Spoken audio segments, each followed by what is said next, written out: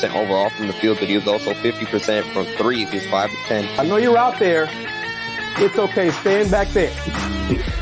No, more than likely, you're going to get that number one seed. And so I want Houston to be ranked at number 1 and 8. Welcome into another episode of Let's Rage Coogs, presented by the Saxenian Family. We are coming off a big Houston Cougars victory inside of the Fertitta Center, 74-52. The number 4 ranked Houston Cougars come away with the victory over the Kansas State Wildcats, and the Cougars improve to now 18-2 overall, a 5-2 Big 12 record. Meanwhile, Kansas State, they drop to 15-5. They have a 4-3 Big 12 record.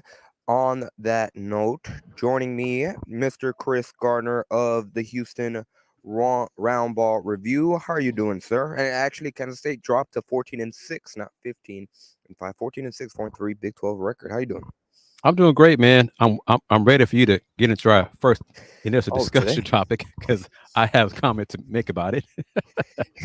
I can vouch for it now. let's get into the show. Right off the bat, Jamal Shedd led the team, the Houston Cougars, in scoring 17 points, 3 assists. Jawan Roberts had 14 points, 6 rebounds. Emmanuel Sharp had 9 points and 6 rebounds as well. Damian Dunn, 13 points with 4 rebounds.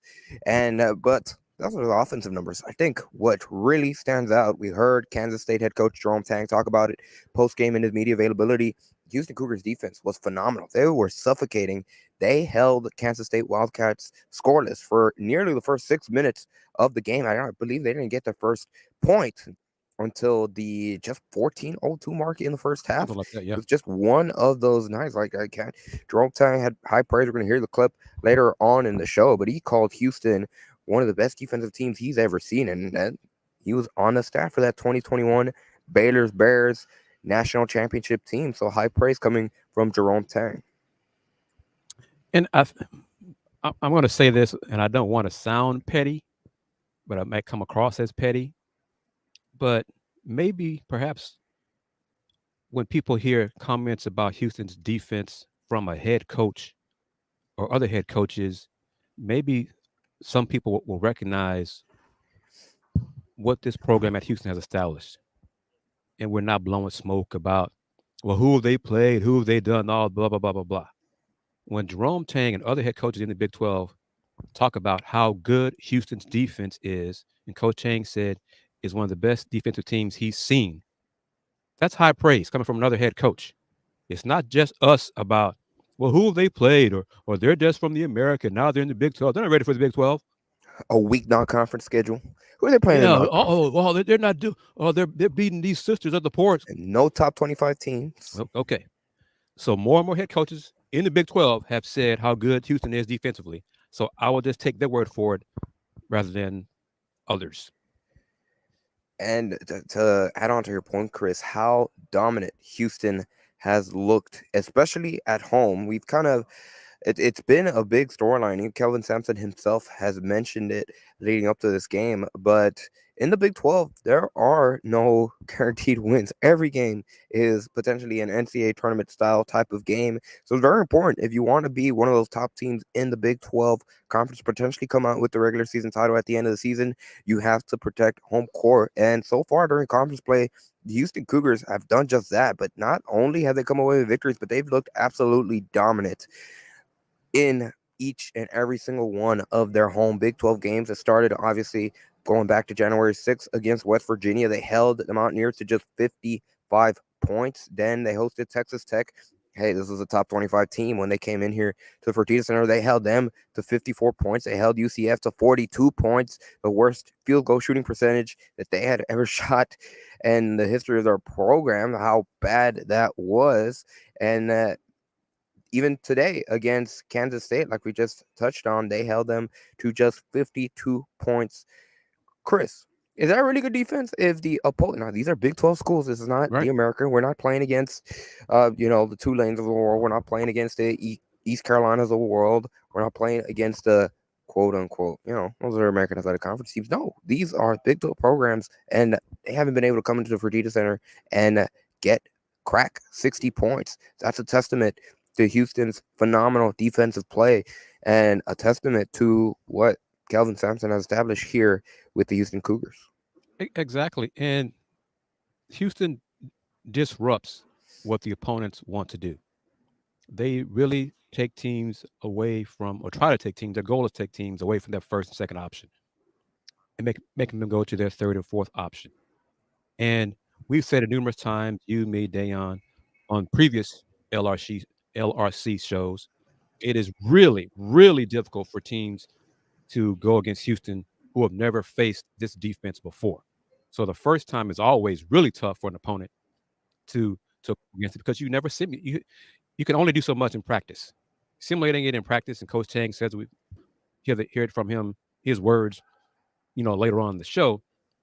Seeing it in practice, watching it on film, pausing it here and there, is not like facing it in game action. And it takes players a while to adjust to the length, the physicality, all those things. So newcomers, for the first time facing Houston's defense, will struggle. And then it's just a question of building on that. Houston defense will be consistent, and that'll keep them in games, game in, game out. Yeah, Raoun HD says this was a very gritty defensive game. The crowd seemed to be taken out of it because of how defensive it was, but I hope they understand just how good of a team we really are. Phenomenal game. For it being an 11 a.m. tip-off, I thought the crowd was great. It was a blackout game, and the stands were packed in 15-minute mark in the first half. I was impressed with the crowd in this game, and Kelvin Sampson talked about how big of a factor not only for Houston in this games, but he mentioned how the crowd plays a role in all the Big 12 games as we welcome in the third member of the show, and Dayon Dunlap. Hey, what's up, fellas? How you doing, man? Much. I'm doing well, man. Speaking on the atmosphere, just staying right on topic of what you guys were discussing on TV, the atmosphere definitely looked like it had an impact on the game from start to finish, especially in the peak moments when Houston was really controlling the game as far as score-wise. And K-State never led in the game. They never led in the game. I think the only tie was 0-0, right? Yeah, I believe that's it. It was lopsided. Houston went ahead and it never looked back. But real quickly, we're going to hear from head coach Kelvin Sampson. We're going to hear from Jawan Roberts, from Javier Francis, and we're also going to hear some sound bites from Kansas State head coach Jerome Tang. But of course, we'd like to welcome each and every single one of you guys that has taken the time out of your Saturday afternoons to join us here live for Let's Rage Coogs, presented by the Saxenian Family. The Saxenian Family is not only the primary sponsor of today's episode of Let's Rage Coogs, but they are the top primary sponsor for each and every single regular season men's basketball game for the remainder of the season. And of course, now, Chris, Dayon, I was listening to your guys' show on Tuesday, and you guys were talking about how the food at the Fertitta Center there's some complaints about the food at the Fertitta Center. They not necessarily are happy what the options that are available. Well, I guess you could say that we have a secondary sponsor that has been gracious enough to provide some post-game food. And that, of course, is our friends at Star Pizza, who have literally provided us with some post-game meals. And let me tell you, it hits the spot. We've been here. We've both been here since before 11. We've been here since 10 in the morning. So after, it kind of gives credit how much draining just being in that atmosphere is, and hits the spot. I've already eaten one slice of pizza we got in the air. I'm gonna try to not eat and talk on air, but I'm gonna eat pizza. I'm just looking forward to you playing some clips so I can finish eating my slices of pizza. That's what I want to do. Most definitely. So of course we also got to say, I said I wasn't gonna do it. That's exactly what I did. Talk with my muscle, but I couldn't help myself. Thank you to Star Pizza for not only providing, obviously, us with some food here after the game, but also for being a sponsor since day one. Going back to last year when we launched Let's Rage Coogs, obviously they have 3 locations across the Houston area. They are your go-to stop for pizza before or after the game, just like us is after the game. We're eating the post-game pizza. Be sure to visit them at any of their 3 locations. Star Pizza, as always, has had free delivery since 1976, and we can never say thank you to them enough. Now, I'm trying to put a clip. We're gonna hear from Jerome Tang. So really, it's an excuse so I can finish a slice of pizza. Yeah. But Hurry up, man. Hurry up. Hurry up. Play the he clip. had Play high a clip. praise. He had high praise Yeah, I gotta for. plug the pizza y'all have. What kind? What you eating? What kind? Well, I just ate a slice of the pepperoni pizza. You can't go wrong with the classic. And it's really good. So I good got that the I'm trying to Supreme find the pizza, video fast. But and Chris, it yeah, is talk about the outstanding. Supreme Pizza while I try to find the video file real quick. Yeah, the Supreme pizza is outstanding. Only had 2 bites of it so far, and we got large slices of it. So I'm definitely looking forward, waiting for Andy to play this clip so I I can got hear it. Coach Tang rave Without about further Houston's ado, defense. yes, let's hear what Jerome Tang had to say about Houston after the game. So they just have a bunch of multiple effort guys that are always covering up for each other. We'd have a guy open, throw the pass, here came a deflection because the guy from the backside didn't give up on the play and was in the next spot. So it's just, they're a very connected team on the defensive end. Coach, is there a team that you would compare them to defensively in your coaching career? I think the way they switch on the perimeter and how they can contain the ball reminds me of our team that won when I was at Baylor. They have better. I also have some guys might get mad at me, but I think they have better rim protection than we did.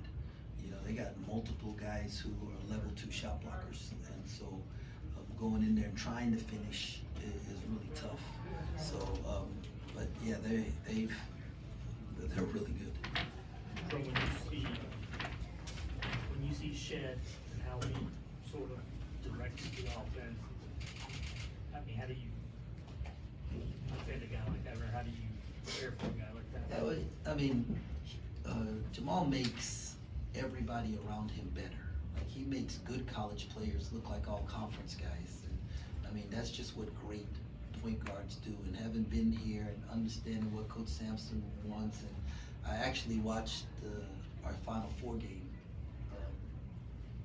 the last couple of days. I watched, but I remember at the end of the game, he gets in the game and he actually misses a shot, gets an offensive rebound, and you can see him, like, even he was in for a few seconds, he just has this competitiveness about him, and he holds his team accountable out there. And when you have a player that's holding players accountable, it helps the coaching staff.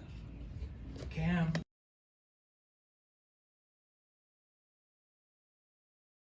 So once again, that was Kansas State head coach Jerome Tang.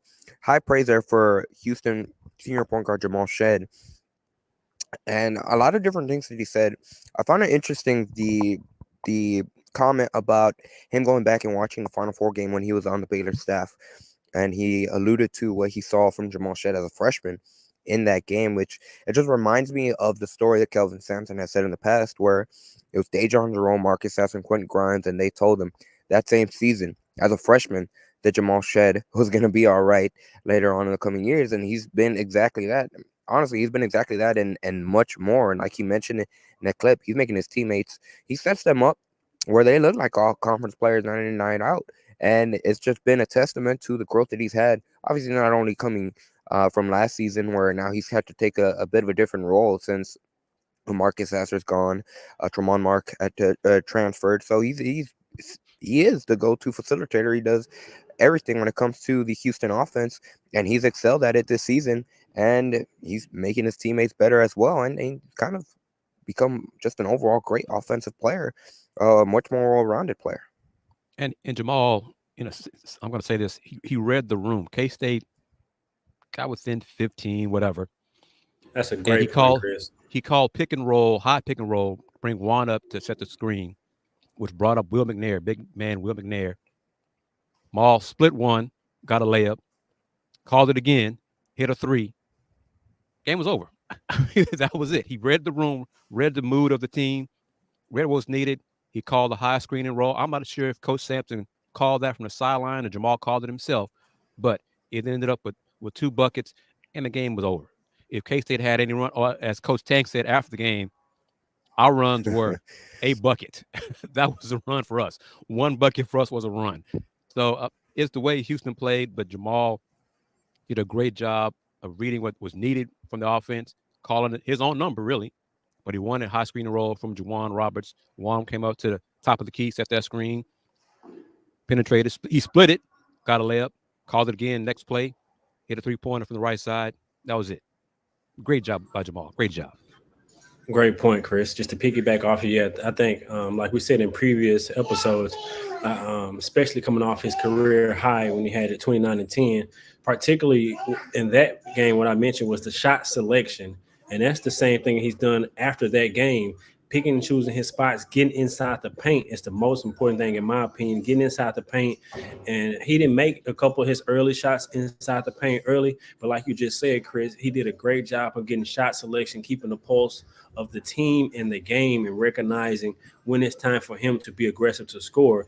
And I like his shot selection early because it's aggressive to score inside the paint area, which in essence, he's already a threat to score. But then when he shows he's aggressive to get inside and look at to score with his natural playmaking ability, like Andy said, he's really developing to a well-rounded offensive player. And another player that watching this game who's really just struck me as he's really just a smart basketball player is Emmanuel Sharp. I don't know if you guys touched upon him, but a few things I noticed that stood out to him as well. But Jamal, 1,000% is definitely getting all the way well-rounded offensively, but he's picking and chooses. His shot selection is really taking him to the next level. I just say that his shots really taking him to the next level.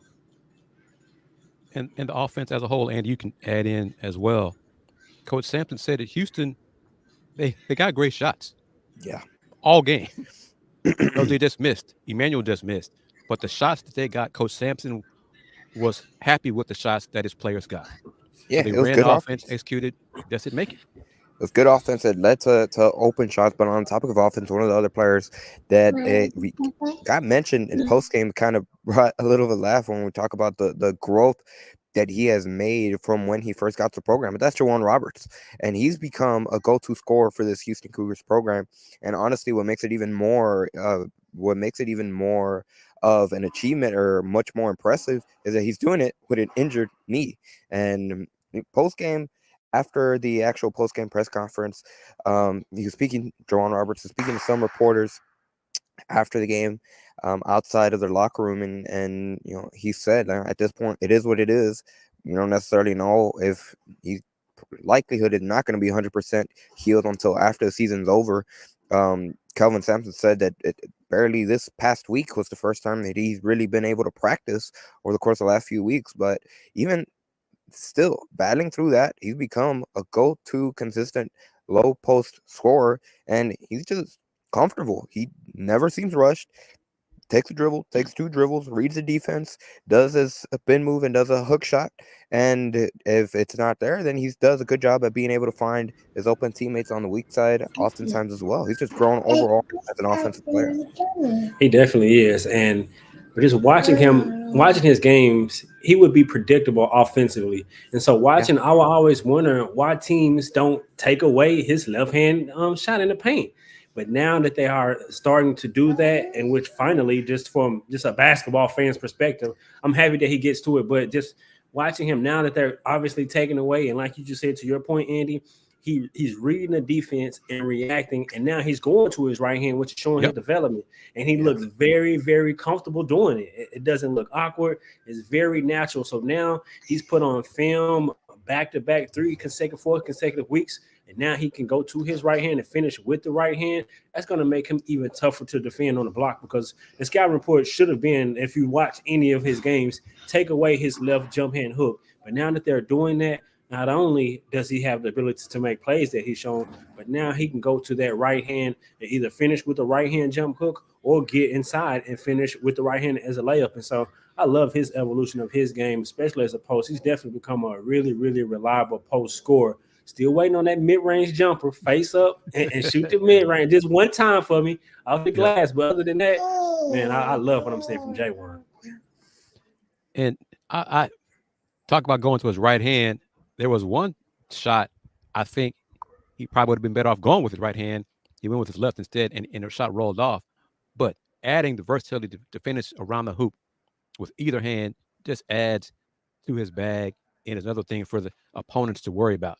Because as Deion said, used to be, just play for the left hand jump hook. Just play for that. Just play for that. Play for that. You can't do that anymore. Now Juan is going to the right hand, right with the right hand hook off the glass, high off the glass. Just another part of the development for him. So kudos to him and the staff. Touching on this comment from Kevin Hancock. Coach Sampson said this earlier in the week regarding Damian. He made, I think, 2 threes today. They were catch and shoot threes. His feet were set. He was ready to go. He's ready to shoot. Yep. He didn't pump fake on those threes. He caught it, let it fly. And I think he switched both of them. So that's a good thing to see. He's getting more comfortable in his offense from 3-point range, and his defense is improving, which Coach Sampson really appreciates. Definitely, and just to see that growth too. I think this is the second straight game where he's been in double figures for the Houston Cougars.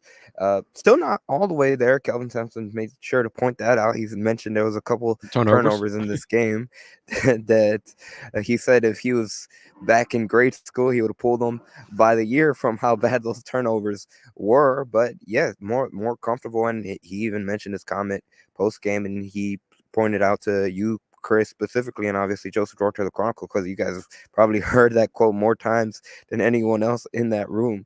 But it's all about continuing to improve. He says, don't make a big deal. November games is November basketball. December games are December basketball. Obviously, now we're in January, but we're seeing an improvement now. Damian Dunn isn't necessarily a younger player, but it's still a heavy adjustment period. Having to really just execute the high level of defense, the high level of standards that Kelvin Sampson really asks, and not asks, demands of his players. And it's good to see for Damian Dunn that he's starting to be more comfortable, and it's going to pay dividends, not for January basketball, but obviously the end goal in mind, which is March, and for Houston specifically, that first Monday in April. And Coach Sampson says it, folks, kind of downplay it, but the thing is to improve month to month. And it's coach is not talking about massive improvement. He's talking about the team needs to get better every game. So this game is done, get better for Monday's game. And he wants his players to improve on one thing. If his players improve game to game in one specific area, that helps the team. He wants Juwan Roberts to become a better defensive rebounder. Excuse me, Javier Francis. Javier Francis to be better defensive rebounder. Javier did that today. I thought he was great today. He didn't take a shot, but rebounds, and he went and got rebounds in traffic. He got them, brought them down. This ball is mine. Get away from it. I got it. He was great. Steals, the hustle plays he made. He's getting more and more comfortable defensively. Just another thing, part of that Cougar development, that he's another example of that. We're going to hear from head coach Kelvin Sampson on the other side of this break. Of course, we'd like to, once again, give a big thank you to the Saxenian family for being the primary sponsor of Let's Rage Coogs, not only for this episode, for each and every single regular season men's basketball post-game show, which is Let's Rage Coogs, the original post-game show for Houston men's basketball and football. And again, always got to bring it up, the only post-game show that has been retweeted by head coach Kelvin Sampson. Got to get a little banner for that, maybe put it in the corner right there. And of course, we also like to say thank you to Star Pizza, with 3 locations across the Houston area. Star Pizza is your go-to stop before or after the game. We have to continue to say big thing. You know what I want to shout out? The crust is really good on these pizzas from Star Pizza. They're toasted, and I don't know if it's like a little buttery or some garlic. There's some kick to the crust that I really enjoyed.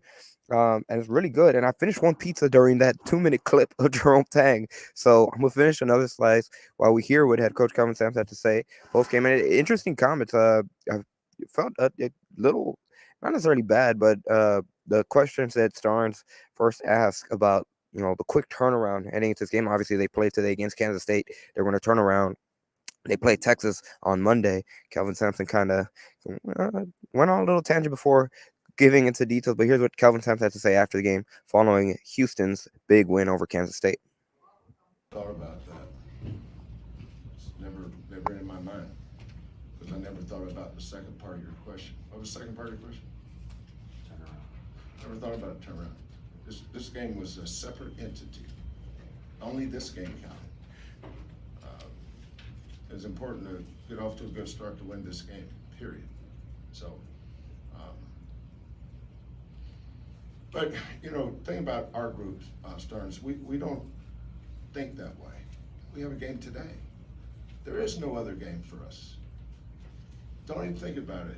If we talked about it the next game prior to today, I just never have done that. I've never done it because I know we can lose this one.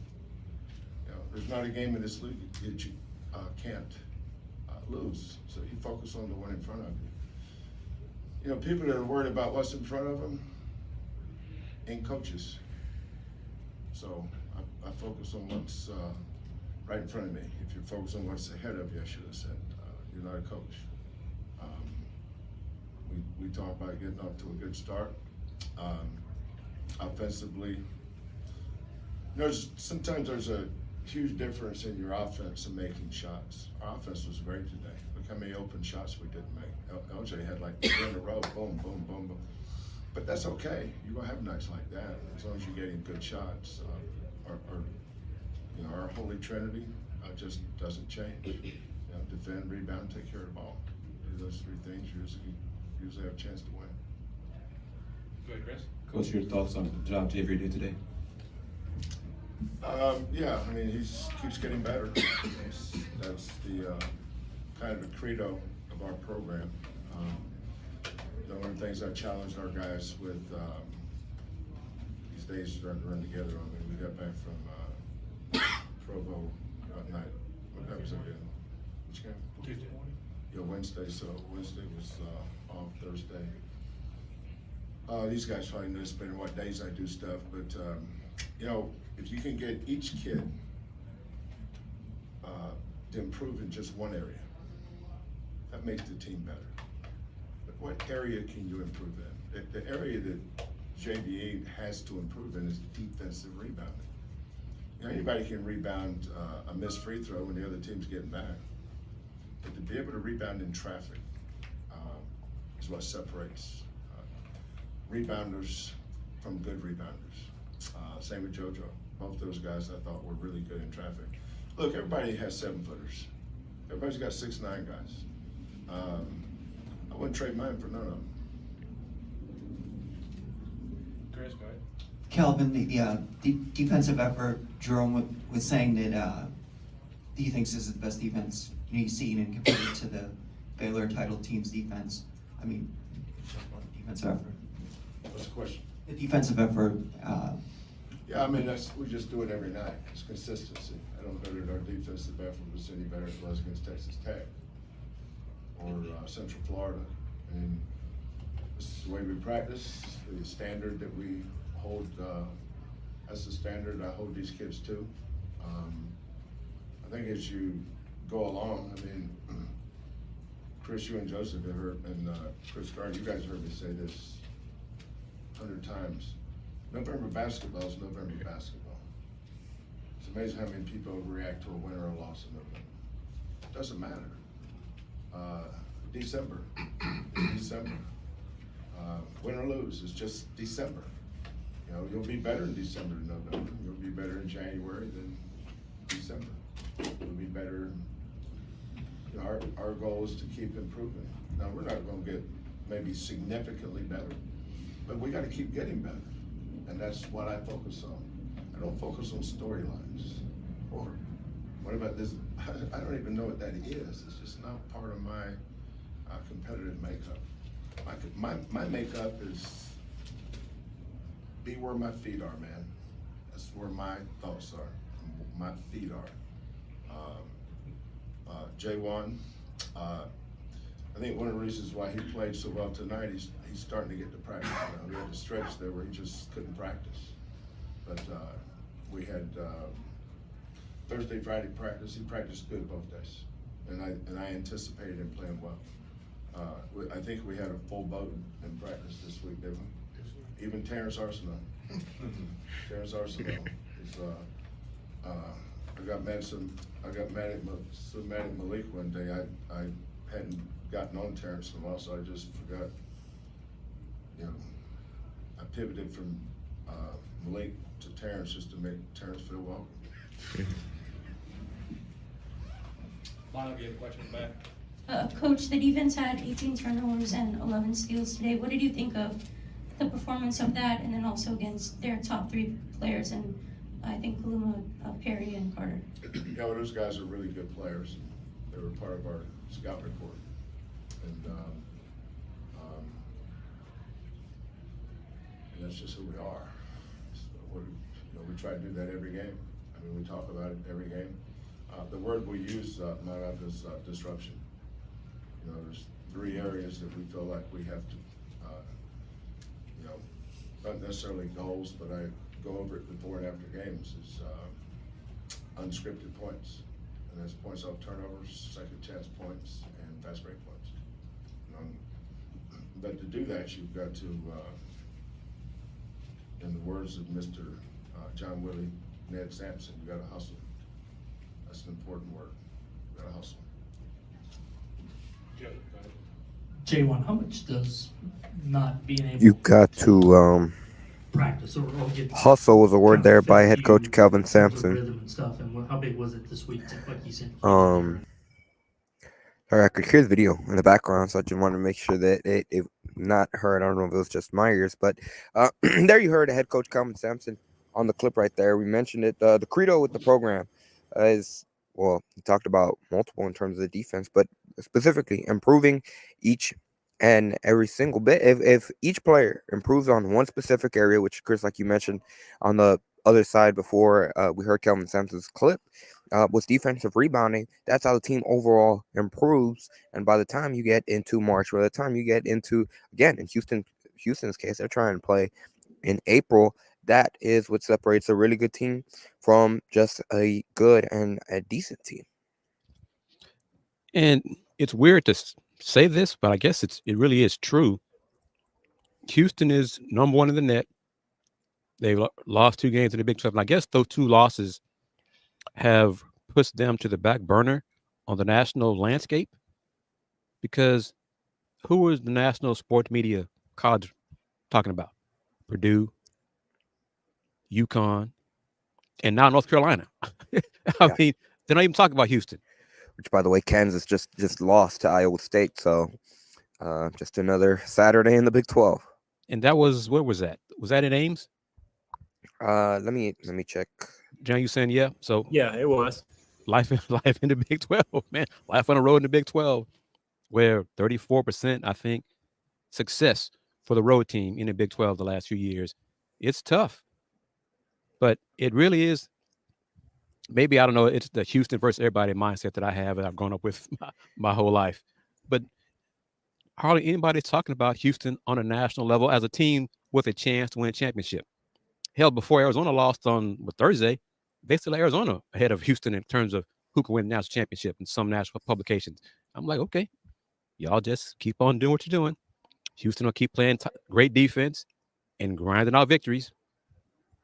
And we'll see y'all down the road. Kevin Hancock's comment kind of goes along with that. Javier asserting himself on the offensive and defensive glass speaks to his growth in this program. Coach Kellen continues to excel in developing big men, specifically when it comes to growth of Javier Francis. I mean, I believe it was, I can't remember what game it was, or maybe it was leading up to the game, but Kelvin Sampson said, well, Javier Francis is the starting 5 for a top 5 team in the country. And not just anybody can be a starting 5 for a top 5 team in the country. He kind of gets overshadowed a little bit, but he's just quietly gone about constant improvement. I mean, think about last season in stretches where he would have to come off to the floor because he just, at times, would seem like he wasn't ready to be out there on the court. That hasn't been the case this season. There hasn't been a moment this season where Javier Francis is out there. He just looks like he's struggling. And again, that's a testament to the growth not only he himself, Francis, has put in, but to the program, to the coaches that have helped develop him. And as Dan says numerous times, Dan, I didn't mean to cut you off, brother, but we can see it almost game to game, how the game is slowing down for JVA. You can see it. And he touched on it last home game. He's like, I still get nervous, but everything is slowing down for me, and I know what to do, and it's all part of the growth, his maturation, and his comfort level in himself, trusting himself, knowing what to do now on the court. And it's just another testament to the development of the players and the staff. Yeah, one thing the broadcast team mentioned that really stands out when I watch him is his length. Although Yeah. Houston, if you look at Houston as far as height wise, people may consider them an undersized team, but they mentioned the length that they have with JVA, especially when he goes up the sky for those rebounds and he's affect shots and block shots.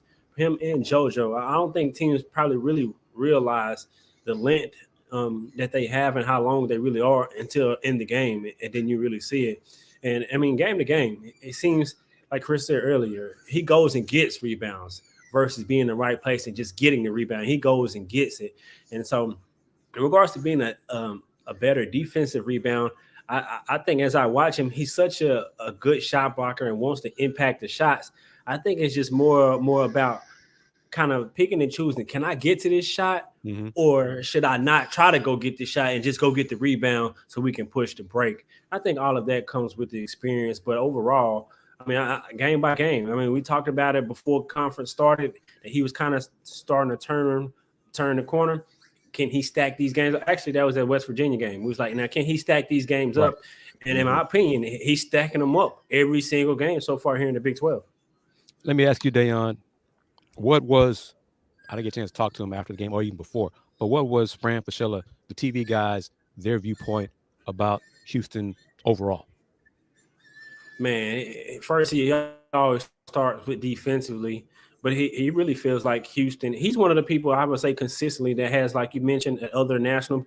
He's mentioned Houston as perennial championship contenders. I would say he says they're really championship contenders, and he said, "Don't let those 2 road losses fool you. This is a really good team, spearheaded by Jamal Shead."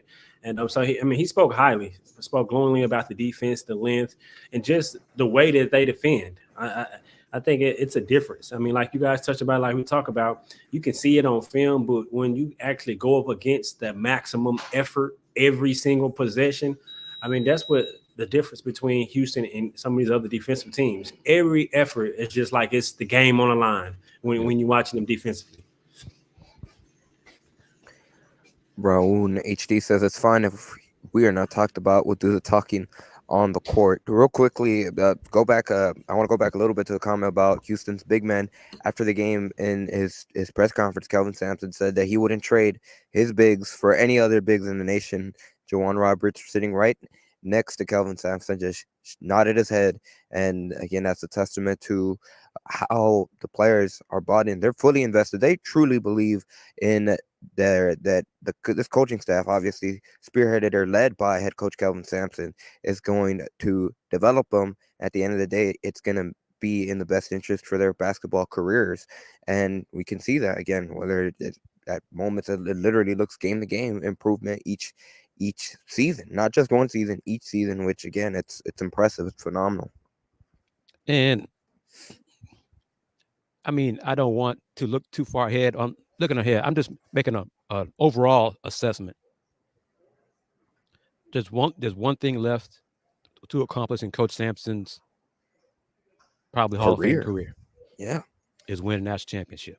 Yep. I'm not saying it's going to happen this year, but just to see the continued growth in the program, the talented players nationally that are considering Houston now. We mentioned it in our discussion group about, top guards in the class of 25 and 26 considering Houston now. As where was it? I saw it, CA 37 right here. Really appreciate the winning. UH plays amazing ball. Just grateful to experience it. We are truly experiencing a golden era in Houston Cougars men's basketball. I'm not sure how long it's going to last, but as long as the Sampsons are involved, I think it's going to last a while. But man, oh man, I've said it before. If it ever happens and Houston wins the national championship, I'm going to take off my credential and for a minute or two, be a fan and act ignorant.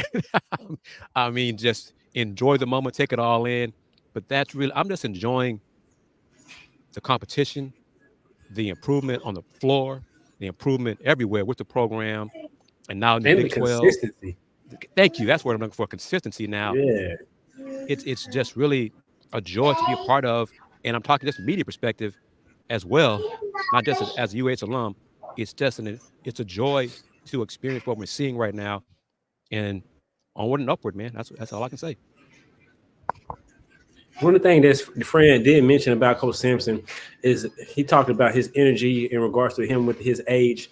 They had like a segment where they called Sampsonisms, and they had a lot of his quotes about point guards, coaching best players can't have bad practices, and some of his other quotes. One of the things he did mention that stood out to me, he said that Coach Sampson has mellowed down over the years. He said he's still tough and hard on his players, and when you go to Houston, you know you're going to get that tough coaching.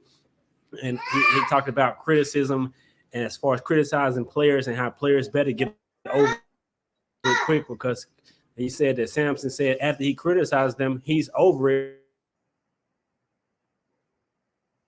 So he expects them to be over it. So there's a lot of gems for Coach Sampson, how he's evolved over the years and evolved with the times. I mean, he talked about how he coached in 5 different decades and how the players in the game and how all that is involved, and he's constantly evolving.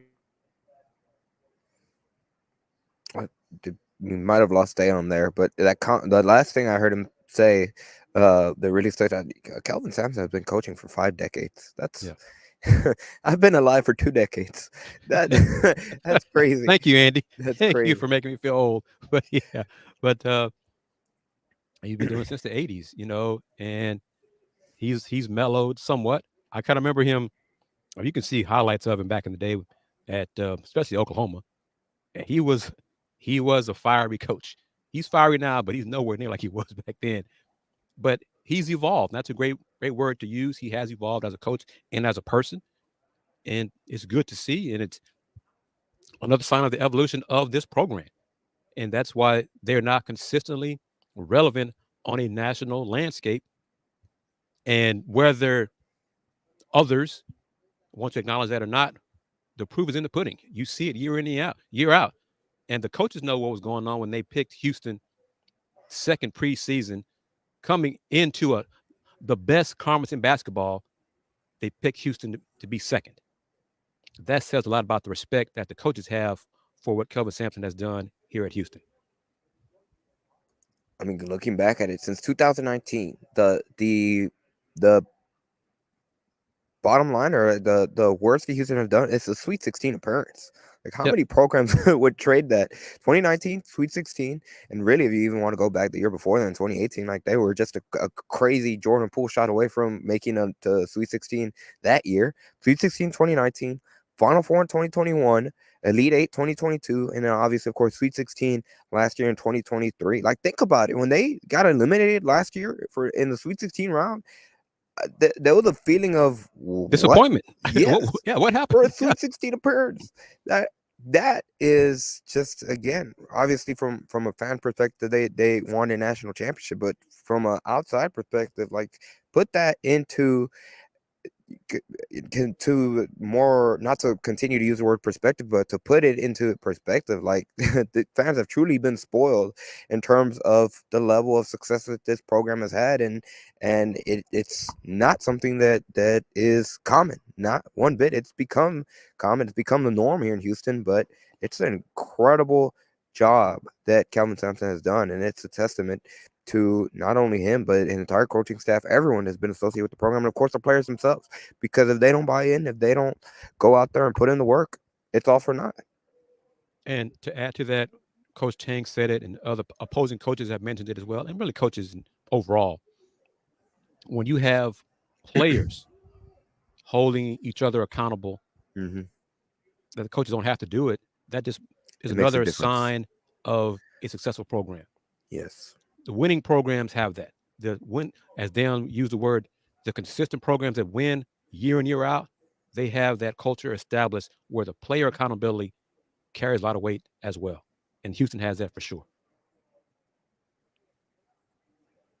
We hear Coach Sampson and other And coaches say player-led teams are often the best-led teams.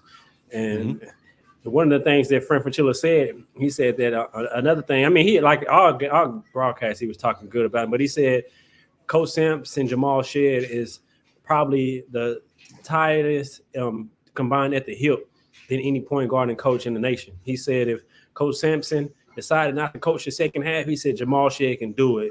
And really just giving credit to Jamal Shead's growth, maturity, his knowledge of the game, and his understanding of what Coach Sampson wants, and be able to, like we're talking about, lead and help the team reach that and continue that standard. Chris, any other takeaways from this game against Kansas State? I mean, like you mentioned, it was a wire-to-wire victory for Houston. They kind of punched them in the mouth early, and the Wildcats were just never able to recover. Going back to Jerome Tang's comments, and I think Dayon alluded to this earlier in the show, like, it's really hard for opposing teams to simulate it. And Tang talked about it again. Like, they could pause the film leading up to the game against Houston. They could say, okay, this is going to be the pass that's going to be open. But when they're on the court, there is no pause button. And it was clear from the jump, like, Kansas State got caught. Not maybe necessarily off guard. They just couldn't overcome it. They couldn't respond. It took 6 minutes for them to score. And then they hit a couple of shots. But, like, Houston was able to, yes, Houston was able, by that point, it was too late. It was a 10-point cushion, and it just continued to grow from that point, and there's nothing that the Wildcats could do. Yeah, any final takeaways from this game before we look ahead to Monday's showdown against Texas Longhorns? I mean, one thing I want to touch on, and it's not the K-State show, obviously. This is Let's Rage Coogs. I was surprised at really the detailed answer Coach Tang gave regarding his technical foul that he got today and the previous game as well, but more today when he said about the referee who gave him the tech. All he said to the ref was, be the adult. And then he was asked by Adam Spolin for more specifics. So Coach named the player that he felt the referee was talking about. And Coach Tang said, the ref said to Cam Carter, keep your mouth shut, or I can get rid of you, or you'll be sitting down soon. And according to Coach Tang, the ref called 2 fouls, touch fouls on Cam Carter, next 2 possessions, and Cam Carter fouled out. I mean, I am certain that Coach Tang is going to hear from the Big 12 office on Monday or Tuesday, because he was direct in his responses, and he tried to, he tried to stay face. He tried to not just completely tear the referees a new one. But the answer he gave, and he named the ref, and he got specific, and so, hey, I was surprised, and I posted a clip on my Twitter platform. Y'all listen to it. I'm just waiting for the Big 12 has fined K-State head coach Jerome Tang for comments he made about the officiating. Look for it; it's coming. So, Chris, looking ahead at the Texans Longhorns, it's tough outing, having to go play on the road, obviously, in the Big 12. Houston's gotten one road win. They were able to do it in a hostile crowd in BYU just a week ago. But obviously, Texas, Houston, we touched on it, what it meant in football. Well, it's men's basketball. The University of Houston faithful fans are going to be looking to get some payback from that football meeting. They asked head coach Kevin Sampson about it, and obviously couldn't care less about the storyline perspective. But what can we look ahead when it comes to Houston and Texas on Monday from the Moody Center? I'm looking forward to seeing Jamal Shead against Max Asmus. I'm looking forward to that, seeing what Asmus does against Jamal's defense. The last time he transferred from Oral Roberts, correct? So yeah. When did Houston play Oral Roberts? Was it the 2020-21 season, or was it 21? Yeah, it was last year, and Marcus guarded most of that game. It was in for Fertitta Center. Yeah, I remember. Yep. Yeah. Well, it's gonna be interesting to see how the round 2 goes. Yeah, I'm looking forward to the guard matchup too. Oh, go ahead, Chris. I thought you were finished. My bad. No, I was just gonna say, if Max Asmus struggles, or I think the Longhorns are losing right now at BYU, road game in Big 12, but the Longhorns have been inconsistent. Had a good road win at Oklahoma, but lost at UCF. So, but if Max Asmus struggles Monday night, Houston should win. I mean, it's hard to pick a team on the road to win a road game in the Big 12. But if Houston plays their A game or their B game, as long as play their same level A B, Houston should win the game. Yeah, I agree. I agree with that. I think I'm interested about the guard. Both teams have small guards. Well, from Max Asmus, Hunter, Jamal, and LJ. So I'm looking forward to that matchup. Then I'm going to look for Dylan Dessou. They're big men who can score on all three levels, the 3-point, mid-range, and inside. So it's going to be interesting to see the pick and roll coverage. I think Houston might play a lot of pick and roll coverage like they did against BYU and switching because of Dylan Dessou's ability to make the jump shot.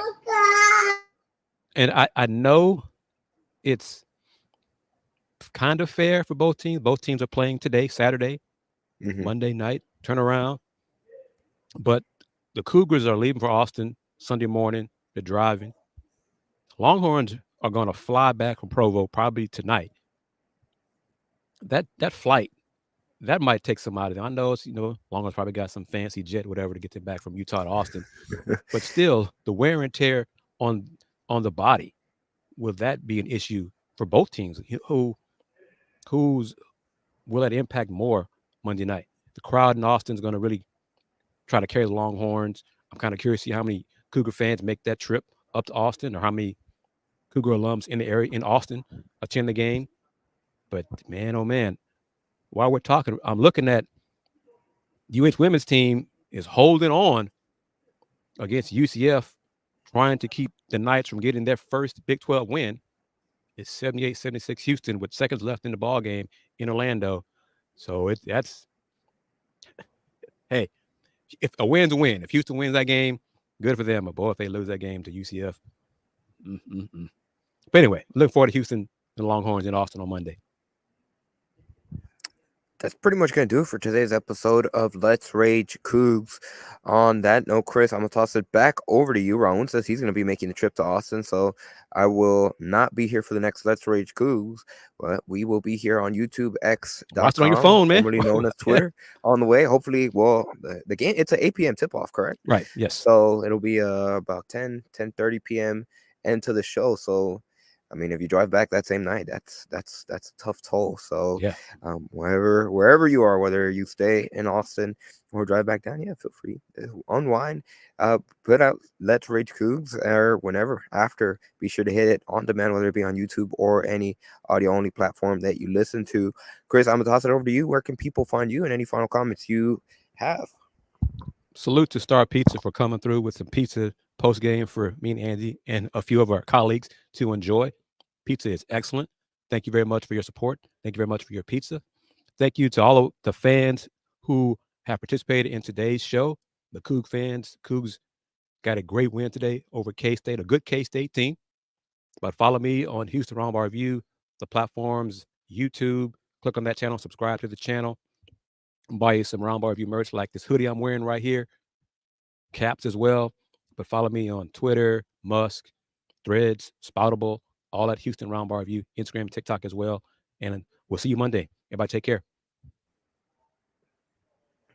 Chris, I always chuckle when you say Musk, when you call obviously the platform formerly known as Twitter. But yes, I cannot reiterate your statement 100%. Thank you to Star Pizza for hooking us up with the post-game pizza. And of course, we'd like to say thank you to the Saxenian Family, who's their primary sponsor for Let's Rage Coogs for today's episode. A big thank you to Steve Saxenian, and of course to Star Pizza, who is your go-to stop before or after each and every single Houston Cougars basketball game. They were our go-to pizza spot after today's big win, 74-52, in favor of the Houston Cougars over Kansas State. And Chris, I had the pepperoni, you had the Supreme. I'm about to try out the Supreme pizza to see what it is, but Star Pizza, they have free delivery since 1976. And like you said, Chris, we can never say thank you enough to them. Star Pizza, your go-to stop before and we or might after have some news to announce Monday during Monday's show pertaining to a certain game coming up. Most definitely, we've kind of touched on it. We did it once, and it was very launch in terms of a live show. But a week from today, there is a very big game that will be taking place in some place called what? Allen Fieldhouse. Yeah, Let's where have brother more Dunlap to know. will Have be more to there. know about that. Yep. So, like Chris said, stay tuned. Big thank you to Star Pizza. I'm about to try out their Supreme Pizza. See what it's all about. I can't say more positive things about the pepperoni pizza and specifically their crust. I love their crust, toasted texture and flavor to it. And without further ado, Dan, I'll toss it over to you for our closing remarks. Yeah, as always, appreciate all the support from the fans. Always a pleasure being alongside Chris and Andy. As always, go Cougs, baby. Stay tuned. Always on and onwards. Always continue to evolve as well. Go Cougs. Good win today.